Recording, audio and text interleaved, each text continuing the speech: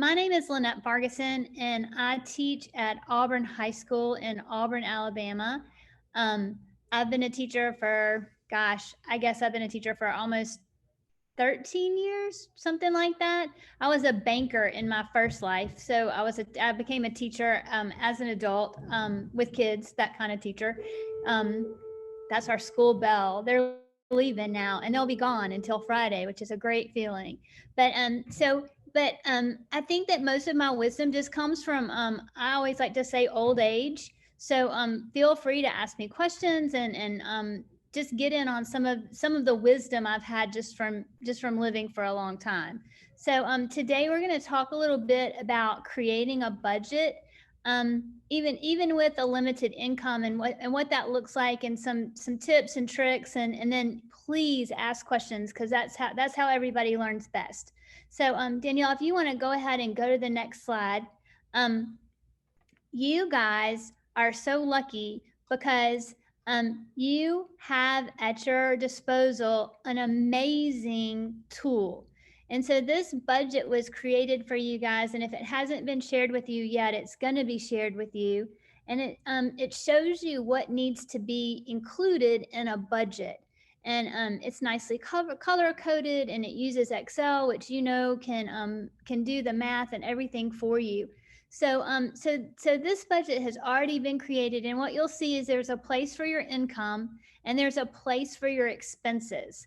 So when we talk about your budget and doing things with it, keep this budget in mind as a useful tool on how you're going to use it. So from here, I'm going to give you some ideas on what to do with this beautiful Excel document that you now have. So if there are any questions about that, I think that if you guys even if y'all have this Excel spreadsheet in front of you, it even has different tabs depending on where you're located. So some of the work is already done for you, but we're gonna look at how to utilize this spreadsheet so that you can kind of track and monitor your spending. So when you can flip, Daniel. When you create a budget, the first thing you have to do is you have to track your revenue and your expenses. And revenue is usually pretty easy. You just want to make sure you include all sources, but for the most part, you know what you're making and where the money's coming from. The hard part is monitoring and tracking your expenses. So before you can actually create a budget, you have to have a really honest knowledge of what you spend. So I would say that for me, the easiest way for me to track what I've spent is to utilize my bank app, because most of us use a debit card for just about most of our expenses. So what I do is I just download my bank app into an Excel spreadsheet, and then I create a column, and then I label each thing. So this was groceries, this was out to eat, this was utility bill, whatever it is. And then I have Excel sort my spreadsheet by category, and then I total those out, and I can see exactly how much I spent at the grocery store, and exactly how much I spent at Target, and exactly how much I spent going out to eat and things like that. And so that's a really easy way to do it. You can also save your receipts. Okay.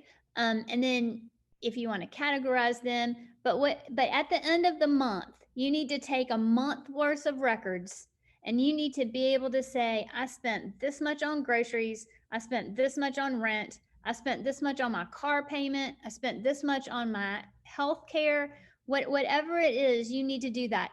It is not fun. Like, it's the last thing from fun. Now, some people love it. I had an aunt who would write down her mileage and her gas every time she bought it. She loved figuring that out. It was crazy. I don't think it's fun. I think it's very frustrating, because you look at it and you're like, oh, and then you start to put it in a budget and you go, but what about this? And it's very difficult. If it were easy, everyone would be living on a budget. No one would have debt. It's just not the case. So what you want to do, your goal is to track. So before you can really use that beautiful spreadsheet, you have to track your revenue and expenses. And what you're going to create is an income statement for at least a month. If you like this, do it for more months, because then you can get some more consistency. But you need to see what you actually made and actually spent for a month. Okay. And so then you can click over to the next slide. So then you can go back to this document that you have and fill it in. But you are going to have to go in and delete some categories and change some categories. Some of you, one of the items on your spreadsheet is books. Some of you might never buy a book, and that's okay. One of the things on here, there might be something on here that you buy all the time. So you just need to personalize your budget. So that's the second step. So you would personalize your budget, and then you would start to fill in those numbers that you did from your research. Okay, so if you want to click again. So this is where you actually allocate the funds. So you filled in your income statement from the past month, right? And then the next step is to create a budget. So let's just start with January. And let's say I did all of the research for January, and I know exactly what I spent to the penny in January, and I have put that in my budget. Okay. So my next step is to create a budget for February. And this is what I hope to spend. So it's funny, what a lot of people find is when they look at what they actually spent, they are amazed almost always by restaurant and food prices. And so maybe that then your goal is, I'm not going to spend $200 in restaurants this month. I'm going to spend 50, and I'm going to reallocate this money a different way. Part of that you'll have to reallocate to groceries because you're not going to go out to eat as much. Okay, so after you examine how you spent your money, then you have to project what you're going to do. All right, so it's not brain surgery, but it's not fun. And then the question that you guys might have is, this is all good and well, but what happens if I have a deficit? What if there is not enough income to cover the things that I need to pay for?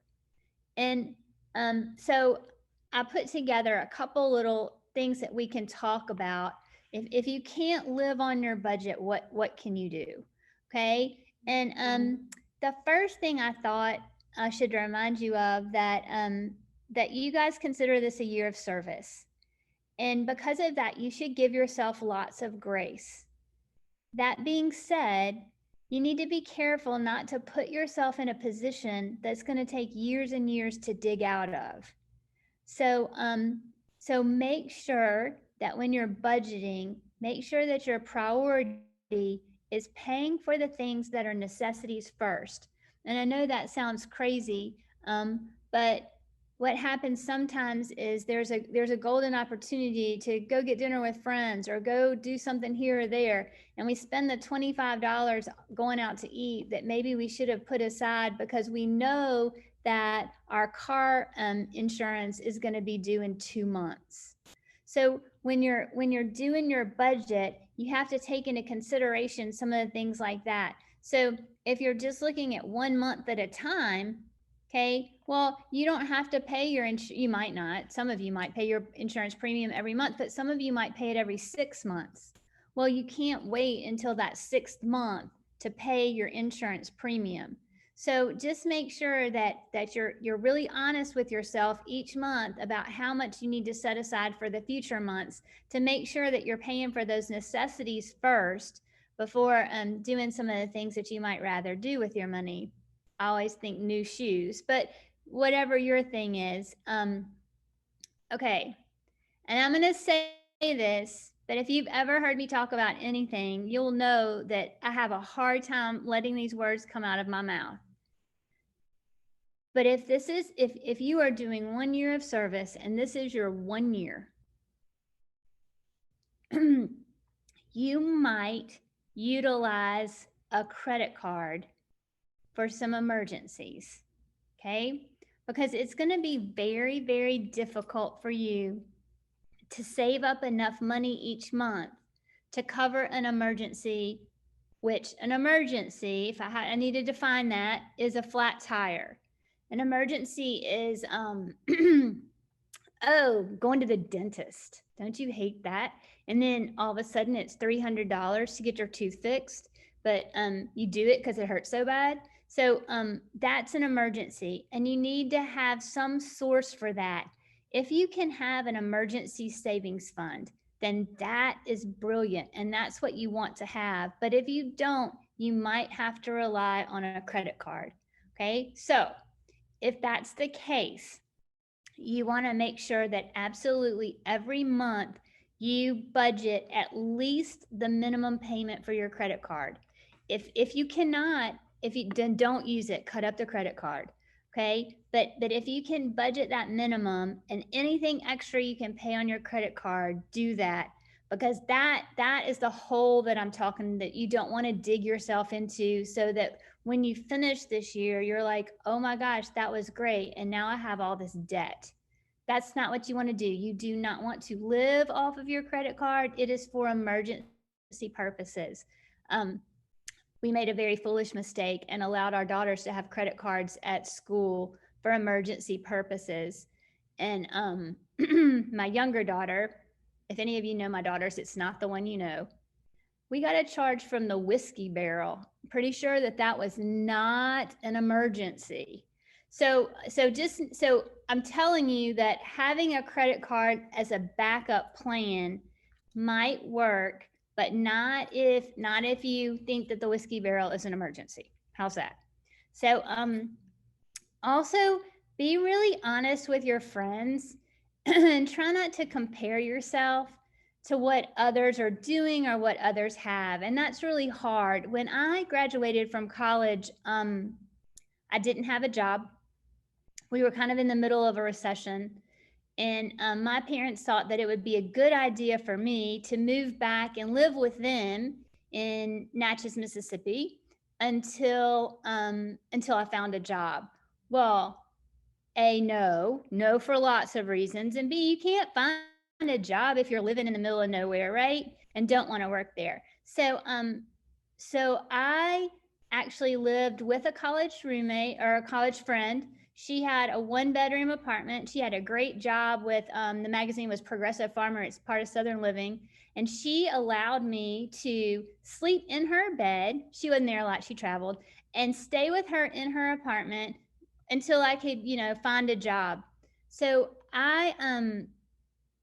where I'm going with this is I had other friends who had these amazing jobs where they were making $40,000 right out of college.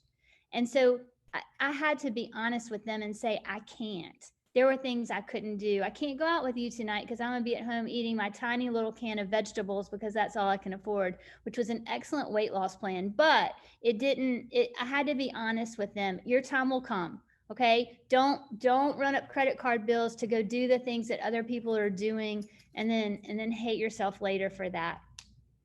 Another question that I want you guys to think about is, how important is giving and saving to you? So if you need to save money, if you need to find a way to do that, or if it's very important for you to give money to your church or give money to a relative, whatever that is, put that in your budget. If that's important, put it in your budget. But if you could go without that for just a little while, I think that I'm giving you permission to say that's okay. If that doesn't fit into your budget right now, that's okay. Make that your goal. And then you can switch to the next slide if you want to. So I was thinking about some things that that might be helpful for you guys. Danielle, you can switch. There you go. So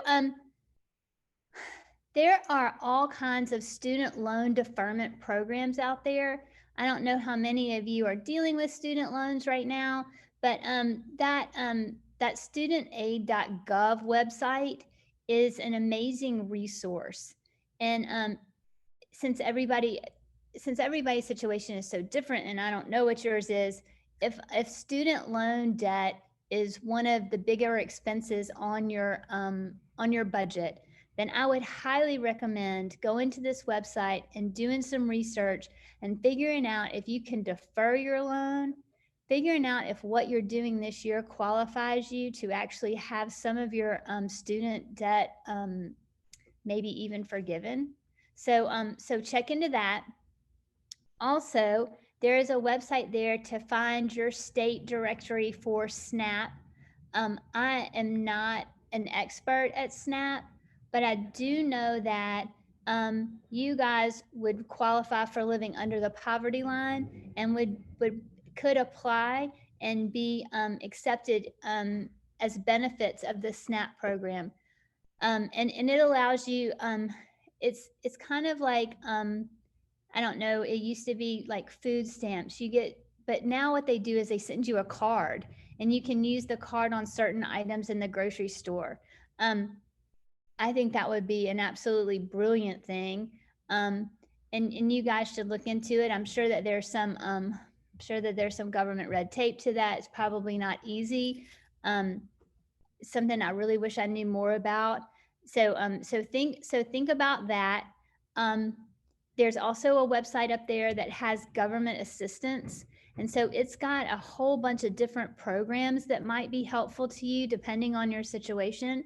Um, I would say to you, do not hesitate one bit to defer your loans or to rely on some government assistance. You guys are going to pay enough in taxes over your lifetime that you will completely and totally pay back anything you think you're using from the government. If you haven't already had a job, you've already paid for some of these services. And what you're doing this year is important. And so don't think you shouldn't use those services. If you can and they help you out, go for it. Actually, I think it will give you some insight that might help you later, depending on what your career goals are or who you work with and things like that. So those are some options available to you. Also, food banks and food markets. So I know the only experience I have is with our food bank here. But so our food bank runs a community market where you can actually go grocery shop there, and you fill out an application with them, and based on your application, and they probably ask for your income and things like that. You can shop at our our community market. You can shop there so many times and get so many pounds of food. Well, I mean, if you can go to the food market and get a box of cereal and a gallon of milk, you can make that last a long time, and that might earn you a night out with friends. So there's some ways to be clever and things that you could use that right now you guys deserve to use that, because if your income is the incomes that I looked at on that spreadsheet, you guys are living below the poverty level and you qualify for such services, and use them. You will pay back every bit of it. And have paid plenty in taxes in my lifetime, and I would love to treat you to a box of cereal and some milk. So go utilize those services. Does anybody have any questions about those? I'm not sure how detailed I could answer, but okay. So this is the one that nobody wants to hear. Get a second job. And that's no fun. And but there are so many things out there right now, especially with the marketplace the way it is. I really believe that if you wanted to work in a restaurant, or if you wanted to get some experience in, I don't know, some sort of office environment, go knock on somebody's door and say, hey, I can work Wednesday afternoons from 4 p.m. until 7 p.m. And I think people would hire you. I think you would be surprised. I know people are so desperate for employees. I think that you could so I don't think you would have to get a full on, 20 hours a week part-time job. I think that people will be more flexible now. And then you guys also have all sorts of talents with social media and things that you could completely create your own side hustle, that who knows, it might end up being something that you develop as a job, as a business one day. So be creative with that. Babysit, pet sit. So whatever, because you just imagine that an extra $50 a week can go a really long way. So that's something to consider. And then also consider utilizing the library. We've gotten so far away from that just because we have everything at our fingertips. But if the cost of internet is too expensive, the library usually has free internet service.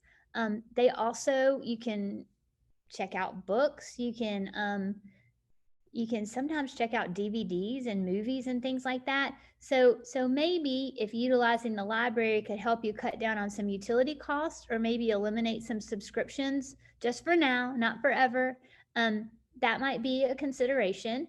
Because $9.99 to Netflix once a month doesn't sound like a lot, but then when you have $9.99 to them and $5.99 to Disney Plus, and who knows what YouTube TV costs.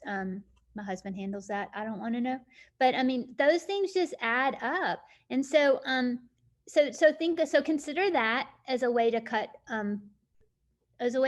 your expenses a little bit. And then also, if you're involved in a church, or maybe even if you grew up in a church, a lot of times your priest has a fund that they can use for different things. Go talk to them and tell them what you're doing and say, I think this is important and here's what I'm doing and this is what. And a lot of times they can. I mean, if someone gave you $100, that could start your emergency savings fund, and that could be a resource for you that could really go a long way. There's also, you guys are fully aware of GoFundMe. So if you have good friends who are real, just want to help you, go do it. And then gifts from your family, at this point, I would say use those for necessities, and and maybe try to put that money aside into a savings account. Any questions about any of that? Okay. One other thing I was going to tell you guys. If you are a Dave Ramsey fan and you listen to Dave Ramsey at all, if you were to call his show and say, "Dave, I don't have enough money to get by. What do I need to do?" Dave can say, Dave, the first thing always is, "What's your car payment?" So if you have a car payment, and there would be a way for you maybe to reduce that, or maybe for you to get rid of that, in a place that maybe has public transportation, that might be something that you want to consider. I would say if you have a car that's very reasonably priced and it's going to be a really good deal for you to have in the future, then that would be a bad idea. But if you're paying a car payment and you've bought the car of your dreams and now it's a hassle to pay for it, the car that I have, we bought 2 years ago. It's worth more now than it was when we bought it. So maybe now is a good time to sell a car and buy something, if you can find something a little less expensive, or do that before you decide to sell yours, or maybe utilize public transportation, or think. So that's an option of cutting costs too. I don't know about having money in the bank makes you not qualified for the benefits. I would think that it would probably be a certain amount of money. But a lot of the things that I saw were mostly income based. They probably will ask you for they might ask you for a bank reference, because, if you've got 100,000 sitting in the bank, but you don't make a lot of money, you probably shouldn't get benefits, but it would be worth giving it a try and looking into. I don't know the answer to that. I would have to do some research for you, but I can tell you that if you had money in the bank and you couldn't get benefits because of it, that would be infuriating. That is so ridiculous. So don't have more than $200 in the bank. Hide it somewhere else. That's a terrible advice. That's awful, y'all, because $200 is a great emergency fund, but it shouldn't disqualify you from things. So I guess that's a consideration too. So sorry, thanks for teaching me about that. I guess I don't know, you can think about some ways to work around that, or That's tricky. Okay, so I'm gonna think on that as we continue to talk. So those are just some ideas about ways you can cut some costs. So then what you have to do after you have put together your budget and tried very hard to live by your budget, then you have to go back and track your income and expenses and see how you did. Did you stick to your plan? Did it actually happen? And so what you do then is you make a brand new budget for the next month based not on last month's budget, but on the actual income statement that you spent. Now you make a new budget for the next month moving on. Okay. And remember that every month is going to be different. Some months you're going to have a birthday, or some months you're going to have, maybe you're going to put aside money this month because in another month you want to buy a concert ticket. Whatever that is going to look, your budget's going to look a little bit different each month. So it's a little bit of work up front, but it also allows you to do some things that maybe give yourself permission to do. If you budgeted to go out to eat for a friend's birthday, then don't feel guilty about maybe I should do this, maybe I shouldn't. No, you budgeted for it, go for it. So but it also but you have to go back each month to make the adjustments and to create a new budget and move forward that way. So one of the things a lot of people ask are like, how do I stick to a budget? And there are a lot of different ways to do that. And so what some people do is they create an envelope system. And you could do this with actual cash, or you could do this with receipts. And so for each item on your budget, you put an amount on the envelope and say food, $200. And when you can do this with cash, you can put the $200 in the envelope, and when the cash is gone, you're done with food. Okay, that sounds harsh, but or put receipts in there. And say, okay, I've spent all of my food budget. What am I going to take? What budget I'm going to take away from now? And since you've got everything in an envelope, you can kind of do it that way. There are also some really great budgeting apps that would do that for you. And when you make a purchase, you can actually categorize your purchase, and it tracks that for you. So you can look and see, if halfway through the month you're over halfway through your food allowance, then at that point you might want to consider, a week of cereal or a week of tiny vegetable cans, or whatever it is it takes for you to get back on track, so that you can follow that budget. But part of the trick is finding what works for you, and it's not going to be the same for everyone. So you might have someone tell you, "Oh my goodness, this is the way to go. This is how I do it." And that might not work for you, and that's okay. So you just have to kind of personalize your budget to fit your needs, and then figure out what you can do to stay on track with that. Does anybody have any questions specifically about that?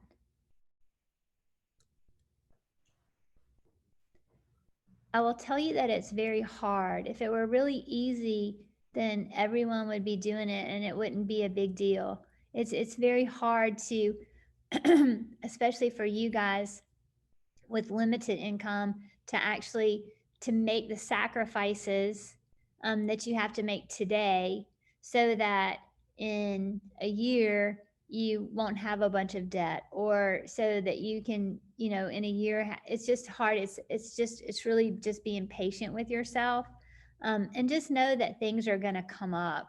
I think that's always the most frustrating part to me. I think I have this great budget, and I think I have everything figured out, and then something crazy happens, and it wrecks all the savings that you put aside for your emergency savings account, and you have to start all over again. But that's kind of a cycle of life. So but if you get in the habit of budgeting, what you'll find is the more you do it, the less you need to do it. Like, you'll just automatically know, I need to put this much aside here, I need to spend this much here, and it gets a lot easier the more you do it. So I think I've gone over the 30 minutes. Do y'all have any questions for me?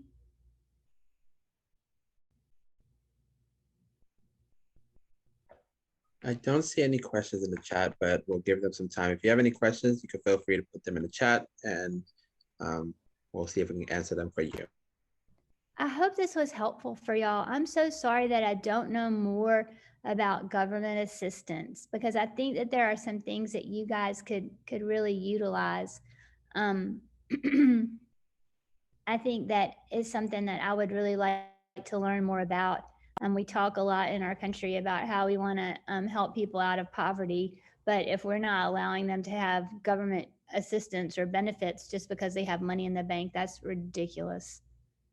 We might have just found my second or third, I guess, at this point, career. Maybe I'll go fight against that. There are things that we can do better in our country, but it's not, budgeting's not fun to me, but it's so important. And then I think really truly, I think the gift is that Excel spreadsheet that they created for y'all. Go in and look at that. When you've got that much of it already done, then going in and plugging in numbers and playing with numbers, it also helps you make decisions for what you want to do next, or how you want to spend your money, or what's important. It actually lets you evaluate what's important to you and what's not. So not fun stuff, but good stuff. I have a question about that. I know we have that spreadsheet, which is great, but do you have any recommendations for like apps or other tools to use for budgeting? You know, I have always used an Excel spreadsheet. Now I know that some of the apps, I think Lee suggested Pocket Guard. Some of those will create a budget for you. So the one thing that one thing I would be real careful about is if you're using an app on your phone, everything you put in there, someone's tracking. So if that bothers you, I mean, just make sure you use a reputable app. But a lot of people, there are some people who are so formal with their budget that they actually use QuickBooks, which runs the books for businesses. I mean, if you wanted to do, my budget has never been that complicated. So, but there are things like that. And so what you would do is you would take your receipts and you would categorize them and put them into QuickBooks, and then it would run everything for you. Oh, y'all look, y'all are giving each other better advice than I can about different ways to, oh, and you know what? On the very last slide of that PowerPoint, there are some resources that I used. And so, so there's always some resources out there like budgeting books and things like that. There are some books that I love that I've suggested, and some of the other ones. Hold on, let me tell you. Hold on.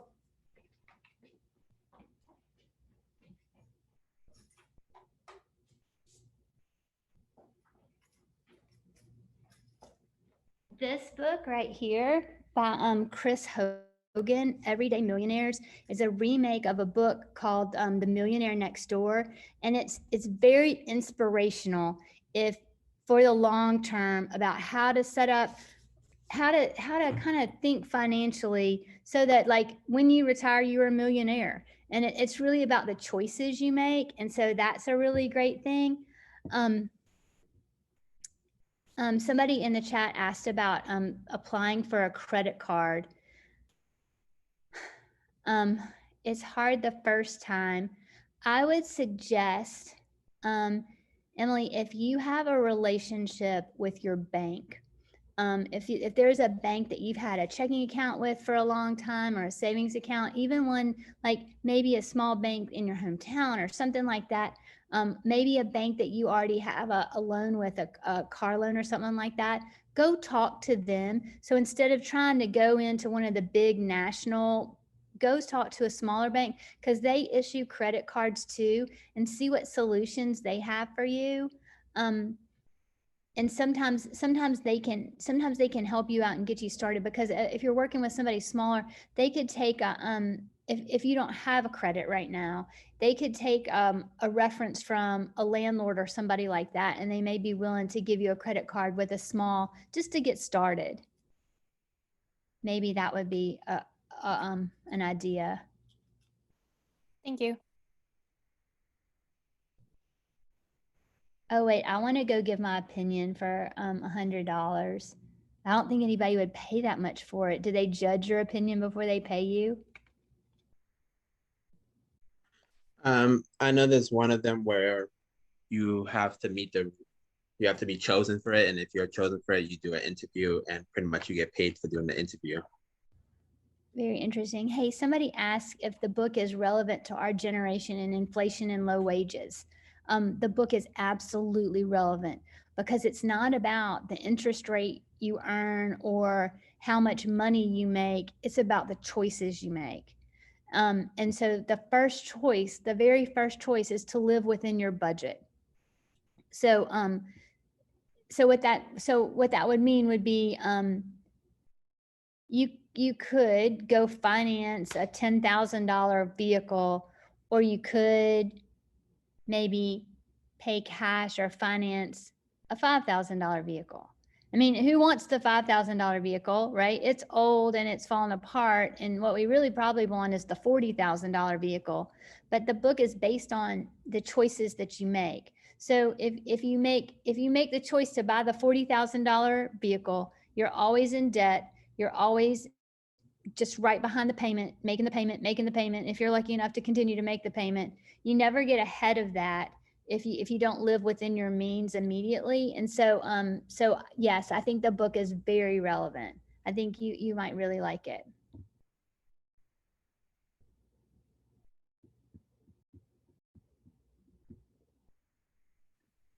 I have another question. I know it's hard because there isn't a lot of like extra income, but do you have any advice on like what percentage people should be trying to like save each month? So there are all kinds of different models out there. Usually it's 10%. So if you were thinking about it as a piece of the pie, your housing is usually the biggest piece of the pie, and then transportation and food come next, depending on how you spend money. But I would say that sorry. But usually it's 10%, but it can be bigger. And so if y'all want to dig around on somebody's website and find information, Dave Ramsey is a great place to go.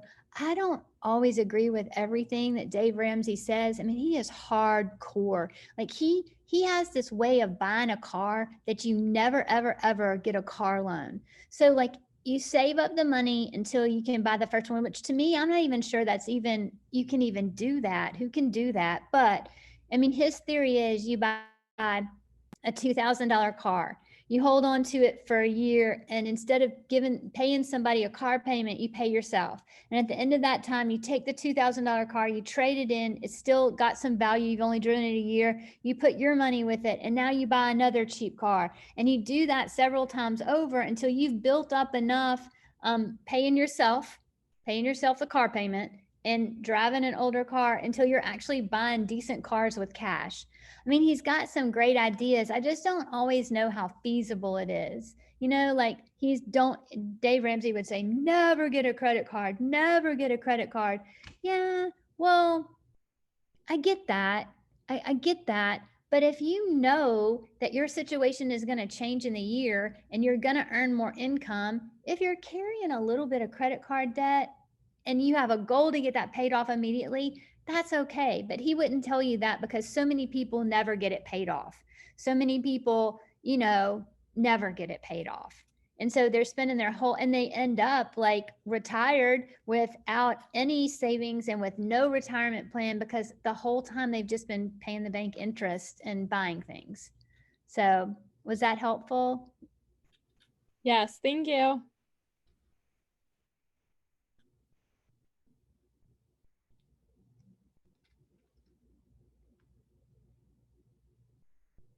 Hey, I read one thing that said that if you are budgeting on a low income, just saving your change and putting it somewhere and then, having that as almost like a piggy bank feels good. So, if your budget is so tight that putting aside 10 or 15 or 20 or even $100 a month is just too tight.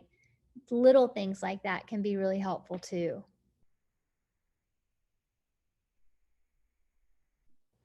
Awesome. Does anyone else have any other questions?